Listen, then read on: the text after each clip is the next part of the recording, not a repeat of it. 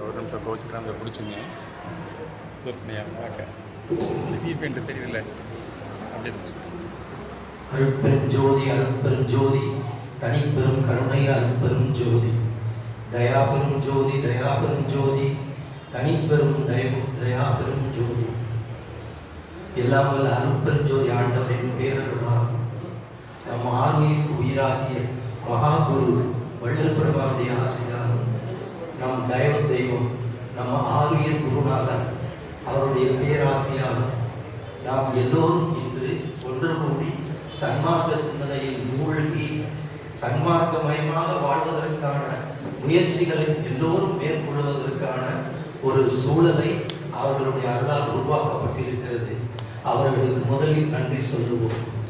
இந்த குரு பூஜையில இப்போ 3 நாள் தொடர்ந்து நம்ம எல்லாமே நம்ம திருவருட்பாவும் சரி, தயவு பாக்கமும் சரி, தயா விளக்கமாலை எல்லாம் பாராயணம் செய்யும் போது நம்ம மனசை புருவ மத்தியில வச்சுட்டு அந்த உள்ள இறைவனும் நாமும் ஒன்றி இருக்கிற நிலை, அதுதான்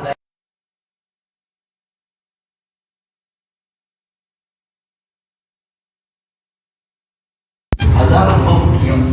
சாமி அடிக்கடி ஒரு வார்த்தை சொல்லுவாங்க, ரொம்ப ராகமா சொல்லணும், ராகமா பாடணும் அப்படியெல்லாம் இருக்குங்க. ஆனால் உங்களுடைய மனம் அதுல லயிக்கணும், அந்த பாடலுடைய உண்மை கருத்துல லயிக்கணும். அதனால என்னன்னு சொன்னா, நாம் எங்க தயாவிளக்கமாலை வீட்டில் நம்ம பாராயணம் பண்ணாலும் சரி, அருட்பாவில் அகவல் பாராயணம் பண்ணாலும் சரி, எது பண்ணினாலும் நம்மளுடைய குருவ மத்தியை விட்டுட்டு நம்ம கீழே வெளியே வரக்கூடாது. ராமதாஸ் ஐயா பேசும்போது அது ரொம்ப குறிப்பிட்டு சொன்னாங்க. அதுதான் நம்ம சாமிகள் ரொம்ப வலியுறுத்தி இருக்கிறாங்க. ஜீவகாருண்யம் தான் நம்மளுடைய தலையாய விஷயம். அடிப்படையில் நம்ம கொலைப்புரை தவிர்த்து ஜீவகாருண்யமயமாக முதல்ல மாறணும். நம்மளுடைய எல்லா எண்ணங்களும் சொற்களும் செயல்களும் எல்லாமே ஜீவகாருண்யமயமாக மாறணும். அந்த மாதிரி மாறினாதான் நமக்கு உண்மையிலே அறிவு விளங்கும். அப்படி அறிவு விளங்கினால்தான் நம்ம சாமி சொல்ற கருத்தெல்லாம் நமக்கு புரியும். நம்ம ஜீவகாருண்யம் இல்லாம தயவோட இல்லாம இருந்தா சாமி சொல்ற கருத்தோ திருவருட்பால இருக்கிறதோ அதுல இருக்கிற மிக நுண்ணிய ஆழமான கருத்துக்கள் புரியாமலே போயிடும். அதனால முதல்ல நம்ம என்னன்னு சொன்னா, ஒரு சின்ன ஃபார்முலா மாதிரி வச்சு நம்மளுடைய ஒவ்வொரு எண்ணமும் கடவுள் அருள் பெற்று தரக்கூடிய எண்ணங்களாக, நம்ம உள்ளத்துல வர்ற ஒவ்வொரு எண்ணமும் கடவுளுடைய அருளை பெற்றுத்தரக்கூடிய எண்ணங்களாக இருக்க வேண்டும். நம்மளுடைய ஒவ்வொரு சொற்களும் கடவுளுடைய அருளை பெற்றுத்தரக்கூடியதாக இருக்கணும். அதுதான் பேசுறோம். நாம் செய்கிற ஒவ்வொரு செயலும் கடவுளுடைய அருளை பெற்றுத்தரக்கூடியதாக இருக்கணும். இந்த ஃபார்முலாவை என்ன சொன்னா, கடவுள் அருள் பெற்றுத்தரும் எண்ணங்கள், கடவுள் அருள் பெற்றுத்தரும் சொற்கள், கடவுள் அருள் பெற்றுத்தரும் செயல்கள்.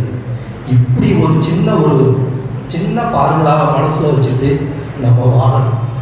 வீட்டில் முதல்ல அது வெளியே வரணும். சன்மார்க்கம்ங்கிறது எங்கேயோ போய் செய்வதெல்லாம் இல்லை. அதே மாதிரி சன்மார்க்கத்தில் என்னன்னு சொன்னா, பிறருடைய குற்றங்களை பெரிதுபடுத்தி கொண்டு இருக்கக்கூடாது. அந்த மாதிரி செஞ்சோம்னு சொன்னா நம்ம உள்ளமும் குற்றத்துக்கு உரியதாக மாறிவிடும். சின்ன சின்ன விஷயங்களை நல்லா தெரிஞ்சுக்கணும். ஏன்னா நம்ம வீட்டில் முதல்ல அம்மா அப்பா மனைவி மக்கள் உறவினர்கள் அவங்கள்ட்ட முதல்ல சன்மார்க்கமாக இருக்கணும். நம்ம ரொம்ப மாறுபாடாக இருக்காங்களா, ஐயா சாமி ஆளுது அப்படிதான் இருக்கணும். ஏன்னா யாரையும் சபிக்கிறதோ இல்லை, யாரும் இப்படி இருக்காங்க அப்படி இருக்காங்கன்னு சும்மா எதையோ ஒன்று பேசிட்டு இருக்கிறதெல்லாம் கூடாது. நம்மளுடைய உள்ளம் தயவுமயம் ஆகணும்னு சொன்னா நம்ம அந்த லட்சிய உணர்வோடு இருக்கணும். சன்மார்க்கம்ங்கிறது நம்ம எல்லாருக்கும் ஒரு லட்சியமாக மாற வேண்டும். குடும்பத்துல லட்சியமாக மாற வேண்டும். அப்படி மாறினா தான் நம்ம குடும்பம் முதல்ல நல்லா இருக்கும். நம்ம உண்மையிலே நம்ம அம்மா அப்பா மனைவி மக்கள் மருமக இருக்காங்க, மருமகன்னா மருமகன் எல்லாருக்கிட்டையும் நம்ம தயவா முதல்ல இருப்போம். நம்ம அவங்கள்ட்டக்கே தயவுக்கு மாறுபாடாக நடந்துக்கிட்டு அவங்கள்ட்டக்கே வேண்டாதெல்லாம் செஞ்சுக்கிட்டு இருந்துட்டு விட்டுட்டு நம்ம எங்கேயோ போய் ஜீவகாருண்யம் பண்ணுறதோ இல்லை சன்மார்க்கத்தை பேசுகிறதோ அதெல்லாம் வந்து ஒரு பெரிய விளைவை நம்மள்கிட்ட கொண்டு வராது. அதனால் அடிப்படையில் நம்ம குடும்பத்தில் வந்து நம்ம எல்லாருமே வந்து ஆண்டவருடைய அருள் சுரூபம், அதை உணரணும். நம்ம ஒருத்தரை பார்க்குறோம்னு சொன்னால் அவங்க வந்து கடவுளுடைய சுரூபம். கோயிலில் இருக்கிற சிலை தான் கடவுள் இல்லை, எல்லாமே கடவுள். நம்ம அதனால வந்து பணிஞ்சிருக்கிறதுனாலையோ இல்லை அமைதியாக இருக்கிறதுனாலையோ நம்ம வந்து ஒன்றும் குறைஞ்சி போயிட மாட்டோம். நம்ம ஆழ்ந்து உள்ளார்ந்து முதல்ல வந்து வீட்டில் வந்து சன்மார்க்கத்தை அப்படியே நடத்தணும், அன்போடு அவங்கள்ட்ட இருக்கணும். அவங்க தவறு செய்யும் போது ஒரு குழந்தை தவறு செய்யுது அப்படின்னு நினைக்கக்கூடிய தன்மை வேணும். ஏன்னு சொன்னால் பக்குவ வேறுபாடு. இப்போ வீட்டில் இருக்கிறவங்க யாரோ ஒருத்தர் ஒரு தப்பு செய்கிறாங்கன்னு சொன்னால் அது வந்து பக்குவ வேறுபாடு, வேற ஒன்றும் இல்லை. அதனால வந்து நம்ம வந்து சாமிகள் சொல்கிற நூல்கள் சொல்லுகின்ற விஷயங்களை வந்து நல்லா உள்வாங்கிறதுக்கு முதல்ல ஜீவகாருண்யமயமாக இருக்கணும். ஐயா சொன்ன மாதிரி ஒரு 2 பேருக்கோ 3 பேருக்கோ நம்ம வீட்டில் இருந்து மற்றவங்களுக்கு சாப்பாடு போகணும். யாரோ ஒருத்தருக்கு நம்ம பசியாற்றல் செய்யணும், ஏதோ ஒரு ரூபத்தில் செய்யணும். நம்மளால் எந்தெந்த வகையில் ஜீவதயோட மற்ற உயிர்களை காப்பாற்ற முடியுமோ, அவங்கள வாழ வைக்க முடியுமோ, அதை அத்தனையுமே மேற்கொள்ளணும். ஏன்னா வள்ளல் பெருமானே சொல்கிறாரு, ஒரு சன்மார்க்கியாக வரணும்னு சொன்னால் அடிப்படை என்னன்னு சொன்னால் ஜீவகாருண்யமே பிரதமாக கொண்ட சம்சாரியாக மாற வேண்டும். இது சாமி வந்து ஒரு முறை சொல்லும் போது, நான் சன்மார்க்கத்தில் என்னுடைய சின்ன வயசில் ஆகும்போது ஒரே ஒரு முறை சொன்னாங்க, ஜீவகாருண்யமயமாக இருக்கணும் முதல்ல, அப்போ தான் அறிவு விளங்கும். ஜீவகாருண்யம் விளங்குகின்ற பொழுது அன்பும் அறிவும் உடனாக நின்று விளங்கும். அன்பும் அறிவும் விளங்குகின்ற பொழுது உபகார சக்தி விளங்கும். உபகார சக்தி விளங்குகின்ற பொழுது எல்லா நன்மைகளும் தோன்றும். இன்னொரு இடத்துல வள்ளல் பெருமான் சொல்றார், ஜீவகாருண்யம் உண்டானால் கடவுள் அருள் உண்டாகும், அருள் உண்டானால் அன்பு உண்டாகும், அன்பு உண்டானால் சிவானுபவம் உண்டாகும். அப்போ இந்த ஜீவகாருண்யம் எவ்வளவு பெருசு பாருங்க, கடவுளுடைய அனுபவத்தையே தரக்கூடியது. நம்ம சாமிகள் தயவுன்னு சொல்றது எல்லாமே என்னன்னு சொன்னா இறைவனும் நாமும் ஒன்றி இருக்குதான் தயா. அந்த நிலையிலிருந்து நம்மளுடைய எண்ணங்கள், சொற்கள், செயல்கள் வெளியே வர்றது தான் வந்துட்டு அந்த உபரமாகிய பூமி, அதுதான் தயவு. அந்த தயவு தான் வந்து நமக்கு இரக்கமாகவும் இருக்கு. நம்ம என்ன செஞ்சாலும் அந்த தயவோடு வந்து நம்ம வாழ்க்கையில் ஒவ்வொரு நிமிடமும் நம்ம வாழ்றதுக்கு பார்க்கணும். நம்ம சாமியினுடைய பெருமையும் அவருடைய நூல்களில் இருக்கிற அற்புதமான விஷயங்களும் வேற உலகத்தில் எங்கேயுமே பார்க்க முடியாது. அது அவரோட வந்து ரொம்ப ஒன்றி இருந்தவங்களுக்கு தான் அந்த உண்மைகள் எல்லாமே தெரியும். சாமிகளுடைய ஒவ்வொரு நூலில் சொல்லப்படுகிற ஒவ்வொரு வரியும் அப்படிப்பட்டது. தயாவிளக்க மாலை என்னன்னு சொன்னால், தயாவிளக்க மாலை அப்படியே நம்மளை ஒளிநிலைக்கு கொண்டு போகிறோம். நம்ம சும்மா சொல்லிகிட்டே இருப்போம், ஆனால் தயாவிளக்க மாலையுடைய உண்மையான விஷயம் என்னன்னு சொன்னால், நீங்கள் மனசை வந்து ஒன்றை வச்சு வீட்டில் தீபத்தின் முன்னாடி இறைவா நீ எனக்கு உண்மையை காட்டி கொடுத்தே ஆகணும், அந்த உரிமையோடு கேட்கணும். இறைவன் தான் எல்லாம் கொடுத்து வாழ வச்சுட்டு இருக்கிறாரு. ஆனால் ஒரு நிமிஷம் கூட நம்ம நன்றி சொல்றது கிடையாது. நம்ம உள்ளவெல்லாம் கணிஞ்சு இருக்கணும், விட்டா அழுதுருவோம் அப்படின்னு இருக்கணும். உண்மை அப்படித்தான், அவருடைய அருளால் தான் வாழ்ந்துட்டு இருக்கிறோம். அந்த உணர்வை பெருக்கிக் கொள்ளணும், அந்த அன்பை பெருக்கிக் கொள்ளணும். அந்த அன்பு பெருக பெருக பெருகத்தான் நமக்கு அந்த தயா உணர்வு நிற்கும். இல்லைன்னா புருவமத்தியில் தலையில நின்னால் நிற்காது. யோக நெறியிலிருந்து உள்ள ஈஸியாக போயிடலாம். என்னுடைய சொந்த அனுபவம். ஆனால் சாமி அப்படி செய்யவே கூடாதுன்னாங்க. அதனால வந்து இந்த தயவு மார்க்கத்தை கடைபிடிச்சிட்டு நம்ம வந்துட்டு என்னன்னு சொன்னால் இறைவனிடம் பிரார்த்தனை செய்து கொண்டே இருக்க வேண்டும். இறைவா வந்து நான் என்ன செய்யறதா இருந்தாலும் நீ தான் எனக்கு அருள் செஞ்சு செய்ய வைக்கணும். செய்வனையெல்லாம் சொல்லுதல் வேண்டும் என் வல்ல சத்குருவே அப்படின்னு உள்ளாண்டு இருந்து நம்ம வந்து செயல்பட ஆரம்பிக்கணும். அதே மாதிரி வீட்டில் வந்து நம்ம வந்து தீபம் ஏற்றி நம்ம 1 மணி நேரம் 2 மணி நேரம் நிதமும் வந்து நம்ம தயவுகளையும் நம்மளுடைய திருவருட்பாவையும் நாம் ஆழ்ந்து பார்த்து பிரார்த்தனை பண்ணுறதும் தோத்திரம் பண்ணுறதும் ரொம்ப முக்கியம். இதெல்லாம் நம்ம செஞ்சோம்னா நம்ம வீடு செழிக்கும், நம்ம பிள்ளைங்க எல்லாம் வந்து ஒழுக்கமுடையவர்களாக மாறுவார்கள். அவர்களெல்லாம் நல்லா படிப்பாங்க, நல்ல மேல்நிலைக்கு வருவாங்க. இந்த உலகத்துக்கு நல்ல மக்களாக நிறைய நல்ல விஷயங்களை செய்யக்கூடியவர்களாக மாறுவார்கள். இதை விட என்ன வேணும்? அதுதான் சன்மார்க்கத்தினுடைய பெருமை. அவங்களுக்கு முதல்ல இந்த ஜீவகாரண்யம் பண்ணியே ஆகணும். யாரோ ஒருத்தர் வந்து ரொம்ப மோசமான நிலையில் இருக்கிறாங்கன்னா நம்மளால் முடிஞ்ச வரைக்கும் அவரை காப்பாற்றுறதுக்கு பார்க்கணும். சன்மார்க்கத்திலேயே வந்து அந்த பழக்கம் வந்து இன்னும் பெருகலை, ஆனால் பெருகணும். யாருக்கு உடல் நலம் இல்லைன்னாலும் பொதுவாக வந்து நம்ம சன்மார்க்க மக்களுக்கு அப்படி இல்லைன்னு சொன்னால் நம்ம உண்மையிலே யாராவது ஒருத்தர் போய் உதவி செய்யணும் அவசியம்.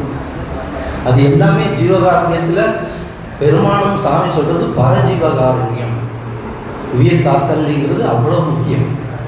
நிறைய நல்ல அன்பர்கள் இங்கே இருக்கிறாங்க. அதனால் வந்து என்னுடைய உரையை வந்து இதோட முடிச்சுக்கிறேன். எனக்கு இந்த வாய்ப்பு கொடுத்த தலைவர் ஐயா நம்ம மணிசாமி எல்லாருக்குமே என்னுடைய மனமார்ந்த நன்றி. தயவு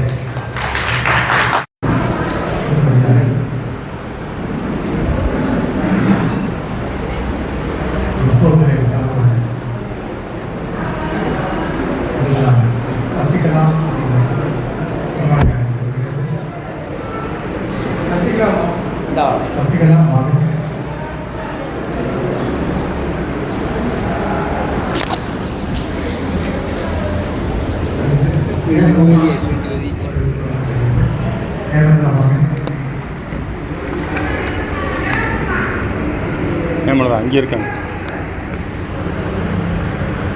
கிச்சனில் இருக்காங்க போல். இங்கே இருக்கு. ஓ சரி, அங்கே ஒரு ஹேம்லெஸ் இருக்கு போல.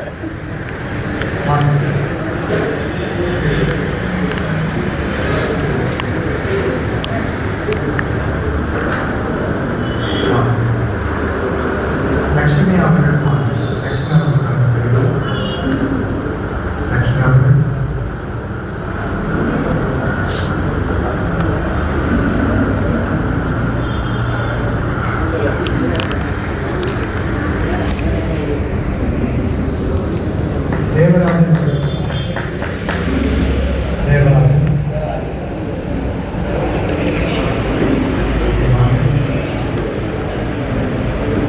கேமரா இதாகிருக்குமோ பதிவாயிருக்குமோ. ஆமாம்.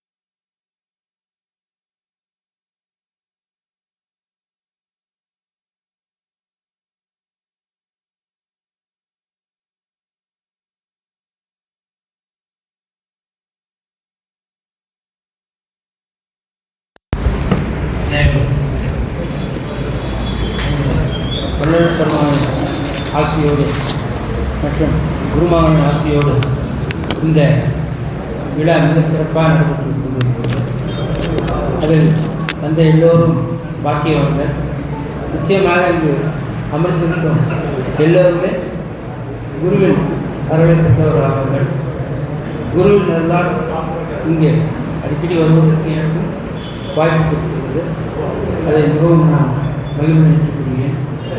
இதை திறம்பட தலைவர் அவர்களுக்கும் மணி ஐயா அவர்களுக்கும் வாழ்த்துக்கள் கூறி மேலும் மேலும் இந்த தயவுள்ளத்தின் கொண்டு மேலும் பெரிய நமது குருவின் புகழ் உலகமெல்லாம் பரவ வேண்டும் என்று வேண்டி விரும்பி கேட்கிறேன். அருட்பெருஞ்சோதி அருட்பெருஞ்சோதி தனிப்பெரும் கருணை அருட்பெருஞ்சோதி வள்ளற்பெருமானின் பொற்பாதங்களை வணங்கி குருமகான் ராமானந்த சாமி அவர்களின் பொற்பாதங்களை வணங்குகிறேன். இன்று மகானின் குரு பூஜை விழா. மகானின் உபதேசங்களை நாம் ஏற்று நம் வாழ்வையும் மற்றொரு வாழ்வையும் சிறப்பித்து நாம் பெருமான் காட்டிய உன்னத நிலைகளை எட்டிப்பிடிக்க இன்று நாம் சபதம் ஏற்றுக்கொள்ள வேண்டும்.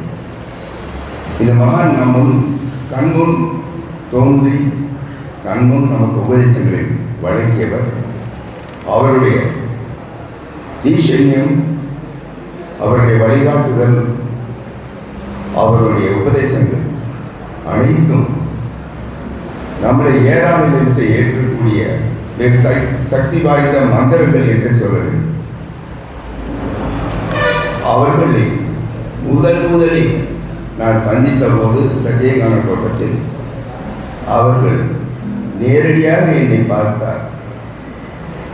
அந்த சத்துவிச்சார கூட்டம் முடிந்து எல்லாம் வெளியே போயிட்டாங்க. சாமி, கிருஷ்ணமாச்சாரியார், நான் அவ்வளோ பேர் தான் அங்கே 3 பேர் இருக்கிறோம். 4வது ஆள் நந்தி சரவணே உள்ள புத்தகம் அங்கே போயிட்டார். ராமலிங்க ரூமுக்குள்ள போயிட்டார். ராமலிங்க ஒரு ரூமுக்குள்ள போயிட்டாங்க. அந்த இடத்துல அவர் சாமிகள் என்னை பார்த்து வாங்க அப்படின்னு கூப்பிட்டாரு. கிட்ட கூப்பிட்டுட்டு இங்கே வாங்க, அடிக்கடி ஏதாவது பேசிக்கிட்டு இருக்கோம், ஏதாவது ஒரு காதலில் விழுகும். இந்த வார்த்தையை நான் பல பொது மேடைகளில் நான் சொல்லியிருக்கிறேன். இதில் என்ன அவ்வளோ பெரிய விசேஷம் இருக்குன்னு நினைக்கலாம். ஆனால் அது ஒரு மகானின் வாக்கு. அன்று ஆரம்பித்தது பல வருடங்கள். நான் மதுரையில் மட்டுமில்லை, தஞ்சாவூரில் பணிபுரியும் போதும் என்னை வரவழைக்கப்பட்டது. அவருடைய அருள் தான் வரவழைத்தது. ஏதோ சன்மார்க்கத்தின் சுத்த சன்மார்க்கத்தின் ஒரு சில துணிகள் அடியனுக்கு விளங்குகிறது என்றால் விளங்குவதற்கான ஏற்பாடு அவர் இங்கே பண்ணியிருக்கிறாருன்னா அது அடியன் செய்திய பெரிய புண்ணியம். இதை அனைவரும் இந்த நாளை தொடர்பாக ஏற்று சாமிகளுடைய நூல்களில் 1-2 வாசித்து மேல்நிலை பெற வேண்டும் கேட்டுக்கொண்டு வாய்ப்பளித்த நன்றி கொடுக்கிறேன்.